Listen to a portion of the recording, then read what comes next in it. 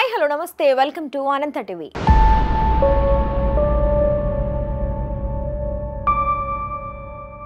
తెలంగాణలో నిజాం సర్కార్ కంటే దుర్మార్గమైన పాలన చేస్తున్నాడు సీఎం రేవంత్ రెడ్డి అని మండిపడ్డారు బీజేపీ ఎంపీ ఈటెల రాజేందర్. శని ఆదివారాలు చూసుకుని పేదల ఇళ్లను కూల్చివేస్తూ కాంగ్రెస్ ప్రభుత్వం ఆనందిస్తోందా అని ప్రశ్నించారు. హైదరాబాద్ బాధితులు శుక్రవారం బీజేపీ ఎంపీ ఈటెల రాజేందర్ను కలిశారు. ఈ సందర్భంగా అక్రమంగా తమ ఇళ్లను కూల్చివేసినట్లుగా వారు ఆవేదన వ్యక్తం చేశారు.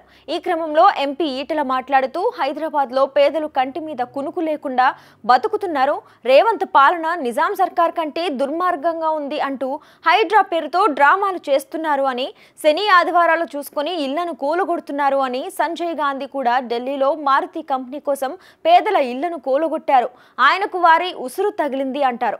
ఇక పేదల కళ్ళల్లో నీళ్లు చూసేవారికి ఎప్పుడూ మంచి జరగదు, పోయే కాలం వచ్చినట్లుంది కాబట్టి ఇలా ప్రవర్తిస్తున్నారు అంటూ, పేదలతో పెట్టుకున్న ప్రభుత్వం బాగుపడినట్లుగా చరిత్రలోనే లేదు అంటూ, జీతాలు ఇవ్వడానికి డబ్బులు లేవు కానీ లక్షల కోట్లు పెట్టి మూసి సుందరీకరణ చేస్తారట, బట్టలు లేవు కానీ బంగారం కొనిపిస్తా అన్నట్లుంది కాంగ్రెస్ నేతల తీరు అని, ఇక మేకవన్ని పులులు ఎన్నికలప్పుడు ముసలి కన్నీరు కారుస్తూ ఓట్లు అడిగారు, ఇప్పుడేమో ప్రజలను ఇబ్బందులకు గురి చేస్తున్నారు అని, ప్రజలు ఎవరూ కూడా ఆందోళన పడవద్దు అని, నేనున్నంత వరకు మీ పక్షాన కొట్లాడతాను అంటూ కమెంట్స్ చేశారు.